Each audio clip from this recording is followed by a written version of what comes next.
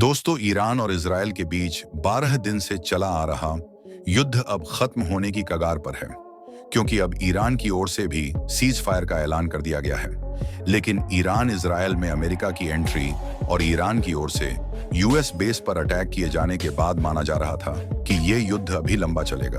साथ ही इस जंग में दूसरे देशों की भी एंट्री हो सकती है। लेकिन हाल ही में दोनों देशों की ओर से सीज फायर का ऐलान हो गया। लेकिन हैरानी तो तब हो गई जब इजराइल ने सीज फायर शुरू होने के कुछ घंटों बाद फिर से ईरानी मिसाइल हमलों को डिटेक्ट किया है, जिससे पता चलता है कि स्थिति कितनी खतरनाक बनी हुई है। लेकिन इसी बीच भारत की ओर से ईरान जाने वाला भारी मात्रा में चावल रोक दिया गया है। पूरी डेवलपमेंट क्या है, आइए जानते हैं आज की इस वीडियो में। लेकिन आगे बढ़ने से पहले इस वीडियो को एक लाइक करके चैनल को सब्सक्राइब जरूर कर लीजिए। दरअसल पश्चिम एशिया में चल रहे ईरान और इजराइल के बीच युद्ध का असर अब वैश्विक स्तर पर महसूस किया जा रहा है और इसकी मार भारत की अर्थव्यवस्था पर भी पड़ने लगी है। खास तौर पर देश का चावल उद्योग इस संकट से बुरी तरह प्रभावित हुआ है। भारत जो दुनिया का सबसे बड़ा चावल निर्यातक है, उसका एक प्रमुख ग्राहक ईरान रहा है। लेकिन युद्ध के चलते व्यापारिक रास्ते बाधित हो गए हैं और भारत से ईरान को होने वाला चावल एक्सपोर्ट लगभग थम सा गया है, जिससे न केवल किसानों और व्यापारियों को नुकसान हो रहा है, बल्कि विदेशी मुद्रा भंडार पर भी दबाव बढ़ने लगा है। गौर करने वाली बात यह है कि all India rice exporters association के अनुसार करीब 1 लाख टन बासमती चावल इस समय देश के बंदरगाहों पर फंसा हुआ है। यह चावल ईरान को भेजा जाना था, लेकिन युद्ध के चलते हालात इतने बिगड़ चुके हैं कि एक्सपोर्ट की प्रक्रिया पूरी तरह ठप पड़ गई है। नतीजतन करोड़ों रुपए की कीमत वाला यह उच्च गुणवत्ता वाला बासमती चावल गोदामों और कंटेनरों में पड़ा खराब होने की कगार पर है, जिससे न केवल व्यापारियों की चिंता बढ़ गई है, बल्कि भारत के चावल एक्सपोर्ट उद्योग पर भी गंभीर असर पड़ रहा है। और देखा जाए तो सऊदी अरब के बाद ईरान भारत के बासमती चावल का दूसरा सबसे बड़ा बाजार है, जहां हर साल बड़ी मात्रा में चावल भेजा जाता है। खास बात यह है कि वित्त वर्ष 2024 से 25 में भारत ने ईरान को लगभग 10 लाख टन बासमती चावल का एक्सपोर्ट किया था, जो कि भारतीय किसानों और व्यापारियों के लिए खुशी की बात थी। लेकिन इस बार हालात बदले हैं, क्योंकि एसोसिएशन के अध्यक्ष सतीश गोयल के अनुसार जो चावल इस समय बंदरगाहों पर फंसा हुआ है, वह ईरान को होने वाले कुल एक्सपोर्ट का लगभग 18 से 20% है।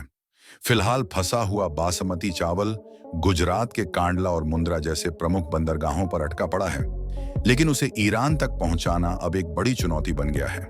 युद्ध जैसे हालात के कारण शिपिंग कंपनियां जोखिम उठाने को तैयार नहीं हैं और बीमा कंपनियां भी पीछे हट रही हैं, क्योंकि अधिकांश पॉलिसियों में अंतर्राष्ट्रीय संघर्ष को कवर नहीं किया जाता। इस देरी का सीधा असर अब घरेलू बाजार पर भी दिखने लगा है, जहां बासमती चावल की कीमतों में 4 से 5 रुपए प्रति किलो की गिरावट दर्ज की जा रही है।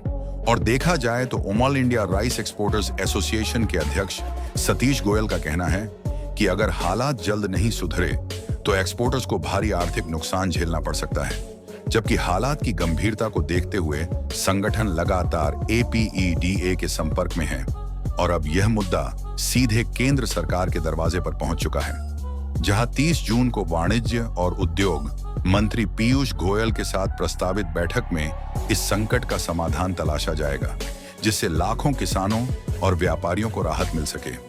क्योंकि ये बात अब सभी जानते हैं कि ईरान को एक्सपोर्ट रुकने के चलते अब बासमती चावल की बड़ी खेप घरेलू बाजार में आ रही है, जबकि मांग पहले जैसी ही बनी हुई है। इस असंतुलन के कारण बाजार में कीमतें तेजी से गिर रही हैं और व्यापारी मजबूरी में चावल घाटे में बेचने को विवश हैं। जहां मुनाफा तो शून्य हो चुका है, लेकिन नुकसान लगातार बढ़ता जा रहा है। खासकर छोटे व्यापारियों के लिए यह स्थिति केवल आर्थिक चुनौती नहीं, बल्कि उनके व्यवसाय के अस्तित्व पर मंडराता संकट बन चुकी है। लेकिन यह संकट सिर्फ व्यापारियों तक सीमित नहीं रहा, बल्कि अब इसकी मार चावल उत्पादक किसानों तक भी पहुंच चुकी है। जब व्यापारी भारी घाटे में हों तो वे नई फसल की खरीद से कतराते हैं और यही इस समय हो रहा है। नतीजतन किसानों को अपनी फसल का उचित मूल्य नहीं मिल पा रहा है। ऐसे में अगर हालात जल्दी नहीं सुधरे तो अगली फसल की बिक्री भी ठप हो सकती है और किसानों की लागत निकाल पाना भी मुश्किल हो जाएगा। लेकिन हाल ही में ईरान और इजराइल के बीच चल रही ये जंग बंद होने के आसार नजर आ रहे हैं, क्योंकि दोनों देशों ने इसे सीज फायर का ऐलान कर दिया है। लेकिन हैरानी तो तब हो गई जब यह उम्मीद ज्यादा देर टिक नहीं पाई। एसोसिएटेड प्रेस की रिपोर्ट के मुताबिक इजरायली सेना का कहना है कि सीज फायर लागू होने के कुछ ही घंटों बाद उन्होंने फिर से ईरान की ओर से मिसाइल हमले डिटेक्ट किए हैं। और यहां पर सेना का कहना है कि उसने सीज फायर शुरू होने के 2.5 घंटे बाद ईरान से दागी गई मिसाइलों को डिटेक्ट किया है। जबकि रिपोर्ट के अनुसार उत्तरी इजराइल में सायरन बजने लगे और इजरायली हवाई सुरक्षा बलों द्वारा मिसाइलों को निशाना बनाए जाने पर विस्फोटों की आवाज सुनी जा सकती थी।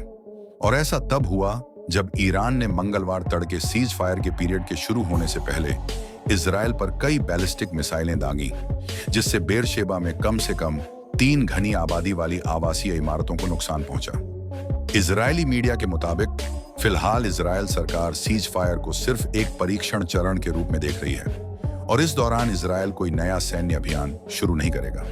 प्रधानमंत्री नेतन्याहू की सरकार ने स्पष्ट किया है कि जब तक यह स्पष्ट नहीं हो जाता कि तेहरान इस सीज फायर का कितना सम्मान करता है और उसे कितनी गंभीरता से लेता है, तब तक किसी भी लंबे या स्थायी सीज फायर की घोषणा नहीं की जाएगी। ऐसे में यह स्थिति नाजुक संतुलन पर टिकी हुई है, जहां किसी भी पक्ष की एक छोटी सी चूक फिर से युद्ध की आग भड़का सकती है।